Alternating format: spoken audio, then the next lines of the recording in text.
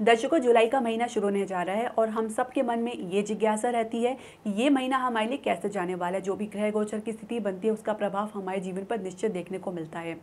तो जो भी ग्रह गोचर की स्थिति बनेगी वो हम समझेंगे। साथ ही हमारे जो मासिक राशि फलादेश है उसमें भी हम आपको बताएंगे कि आज हम तुला राशि के जातकों के लिए बताने वाले हैं कि जो उनके लिए जुलाई का महीना कैसे जाने वाला है।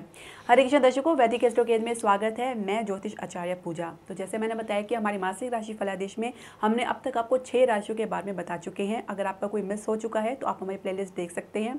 तो जैसे मैंने बताया कि आज के इस वीडियो में हम चर्चा करने वाले हैं तुला राशि के जातकों के लिए। जो भी ग्रह गोचर आपकी राशि के अनुसार या लगन के अनुसार बनने जा रहा है वो इस प्रकार है। इसी आधार पर हम आपको पूरा विश्लेषण प्रस्तुत करेंगे, लेकिन उससे पहले मैं आपसे एक निवेदन करना चाहूंगी कि आप हमारे चैनल को सब्सक्राइब करें, साथ ही बेल नोटिफिकेशन जरूर प्रेस करें और जितना हो सके हमारे चैनल को लाइक और शेयर करें। तो जो गोचर की स्थिति बनने जा रही है वो इस प्रकार है। अभी आपके लगन में केतु गोचर कर रहे हैं और सप्तम भाव में राहु और बृहस्पति गोचर कर रहे हैं। आपके लग्नेश जो है शुक्र है अभी आपके दशम भाव में गोचर करें, लेकिन यहाँ यहीं से 7 जुलाई को वो आपके एकादश भाव में प्रवेश कर जाएंगे, जहाँ पे मंगल 1 जुलाई को पहले से प्रवेश करके बैठे होंगे। इसके अलावा सूर्य और बुध आपके नवम भाव में गोचर कर रहे हैं। अब यहीं से जो बुध है 8 जुलाई को आपके दशम भाव में कर्क राशि में प्रवेश कर जाएंगे और यहीं पर 17 जुलाई को सूर्य भी प्रवेश कर जाएंगे।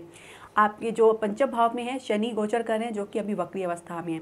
23 जुलाई को शुक्र भी वक्री अवस्था में हो जाएंगे, यानी आपके लग्नेश भी वक्री अवस्था में आ जाएंगे और 24 जुलाई को बुध भी आपके जो लग्नेश शुक्र और जो मंगल के साथ एकादश भाव में प्रवेश कर जाएंगे। तो ये कुछ ग्रह गोचर की स्थिति बन रही है। आप इसी तरह पे समझेंगे कि किस प्रकार का प्रभाव आपको देखने को मिलेगा। शुरुआत करेंगे आपके स्वास्थ्य से। स्वास्थ्य की बात करें तो छठे घर के स्वामी बृहस्पति आपके सप्तम भाव में बैठ के लगन पर पूर्ण दृष्टि डाल रहे हैं। हालांकि कुछ स्वास्थ्य संबंधी समस्या आप देख सकते हैं, कुछ पुरानी समस्या भी आप लगातार जो है बनी हुई है, उसमें कुछ कमी या बढ़ोतरी देख सकते हैं। लेकिन लग्नेश का आपके एकादश भाव में गोचर करना यानी लाभ के भाव में गोचर करना, तो आप स्वास्थ्य लाभ भी देख पाएंगे। साथ ही आपको दांतों से संबंधित कुछ समस्या हो सकती है। अब मंगल का शुक्र के साथ गोचर करना, तो रक्त संबंधी समस्या भी देख सकते हैं। खासकर जिनको शुगर की प्रॉब्लम है वो अपना विशेष ध्यान रखें। महिलाओं को भी कुछ हार्मोन से संबंधित समस्या हो सकती है, इसलिए उनको अपना विशेष ध्यान रखना होगा, क्योंकि शुक्र लग्नेश आपके अष्टम के भी स्वामी हैं। तो इसके अलावा कुल मिला के अगर देखा जाए तो स्वास्थ्य की दृष्टि से आपका लिए जुलाई का महीना सामान्य रहने वाला है। कुल मिला के आपको अपने खान पान का विशेष ध्यान रखना है और योगा और मेडिटेशन यानी ध्यान आपको नित्य करना है, ये बहुत ज़रूरी है। अब बात करेंगे आपकी शिक्षा और करियर की। शिक्षा करियर के लिए बात करें तो पंचम के स्वामी जो पंचमेश शनि अपने ही राशि में गोचर कर रहे हैं, लेकिन वक्री अवस्था में। कुछ जो करियर की ग्रोथ है काफ़ी स्लो देख पाएंगे। साथ ही कुछ नए इंस्टीट्यूट में या कुछ अपने इच्छित इंस्टीट्यूट में ट्राई कर रहे हैं एडमिशन के लिए, तो उसमें भी कुछ समय लग सकता है। इसके अलावा कंपटीशन की तैयारी कर रहे हैं तो आपको जो वास्तविक स्थिति के बारे में ज्ञान होना बहुत ज़रूरी है, यानी ग्राउंड रियलिटी आपको समझना बहुत ज़रूरी है। साथ ही अति आत्मविश्वासी होने से आपको बचना होगा। कुछ सफलता मिलने के कारण आपको जो है आत्मविश्वास तो बढ़ना निश्चित है, लेकिन ज़्यादा आत्मविश्वास बढ़ना भी एक घातक होता है। इसके अलावा कैंपस प्लेसमेंट के लिए भी कुछ आपको ज़्यादा भाग दौड़ करनी पड़ सकती है, कुछ संघर्ष देखना पड़ सकता है, एक बार में सफलता मिलने में संदेह है। इसके अलावा जो नए करियर की शुरुआत करने जा रहे हैं नई नौकरी के लिए, उनका जो प्लेसमेंट है काफ़ी बेहतर रह सकता है। खासकर दूसरे सप्ताह से उनको काफ़ी बेहतर स्थिति में अपने आप को पाएंगे। अधिकारी से सहयोग देखने को मिलेगा। इसके अलावा कुछ अस्थायित्व यानी इंस्टेबिलिटी की आपको कुछ समस्या हो सकती है, आपके मन में भय बना रह सकता है। हो सके तो कुछ समय धैर्यपूर्वक आप इंतजार करें। साथ ही लग्नेश का एकादश भाव में गोचर करना आपको लाभ की स्थिति दे रहा है, लेकिन मन में आप कई प्रकार के शंका या भ्रम या आपके मन में कुछ कई प्रकार का जो है एक कन्फ्यूजन की स्थिति देखने को मिल सकती है। इससे आपको बाहर निकलना होगा। अपने मन में एक जो है कॉन्सेंट्रेशन लेवल बना के रखें, फोकस बना के रखें। साथ ही आप अपने इष्ट देव अपने भगवान पर विश्वास करके चलें और अपने कार्य पर अगर ईमानदारी से आप फोकस करेंगे तो निश्चित सफलता आपको जरूर मिलेगी। दर्शकों, आइए जान लेते हैं कि तुला राशि के जातकों के लिए उनके कार्यक्षेत्र और व्यवसाय के लिए जुलाई का महीना कैसे जाने वाला है। तो अगर आपके कार्यक्षेत्र की बात करें तो कुछ अस्थायित्व यानी इंस्टेबिलिटी की कुछ समस्या आपके मन में बनी रह सकती है।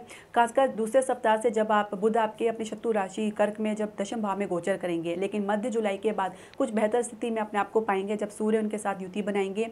साथ ही आपके कॉन्फिडेंस में कुछ वृद्धि होगी, आपको अधिकारी से कुछ सहयोग देखने को मिलेगा। कुल मिला के कुछ आपका उतार चढ़ाव तो देखने को बन सकता है, लेकिन मन में अपने फोकस बना के चलें। लग्नेश के एकादश भाव में लाभ के भाव में जो स्थिति जो बनी हुई है, तो इसमें आपको लाभ तो बना ही हुआ है।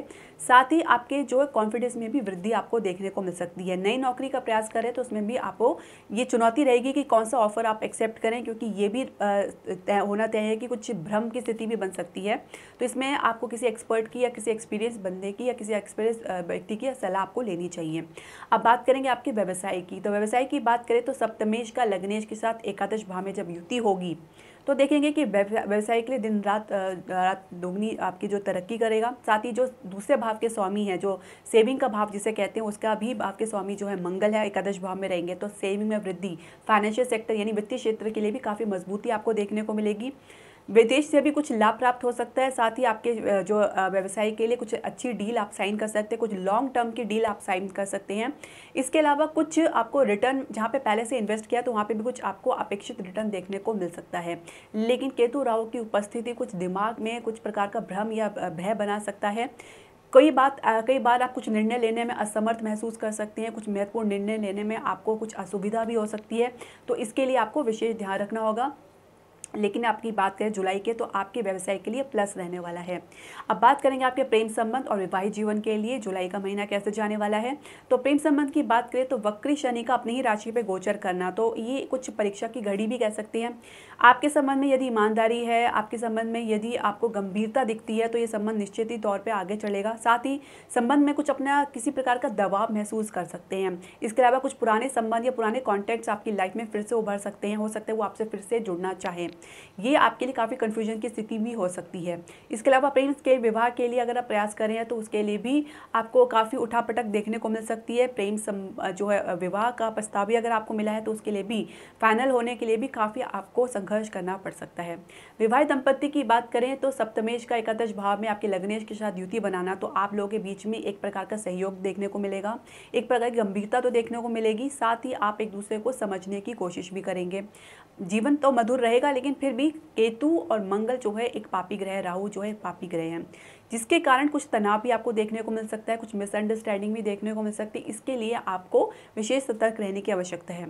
यदि आप संतान के लिए प्रयास कर रहे हैं तो कुछ लंबा इंतजार आपको करना पड़ सकता है। साथ ही संतान पक्ष से भी कुछ मिला जुला परिणाम आपको देखने को मिल सकता है। दर्शकों, मैं कुछ उपाय बताऊंगी, आपको इसे जरूर करना चाहिए यदि आप चाहते हैं कि आपके जितने भी बुरे ग्रह का प्रभाव आपको ना देखना पड़े। राहु की शांति के लिए आप मछलियों को जो है आटे की गोली खिला सकते हैं। साथ ही पक्षियों को सतनाजन यानी 7 प्रकार के अनाज का भी दाना डाल सकते हैं। ये आपके राहु के कुप्रभाव को कम करेगा, साथ ही आपके बृहस्पति को शक्ति प्रदान करेगा। दर्शकों, आपको जो भी प्रश्न, सजेशन या राय है आप हमारे कमेंट बॉक्स में ज़रूर डालें। हरे कृष्णा।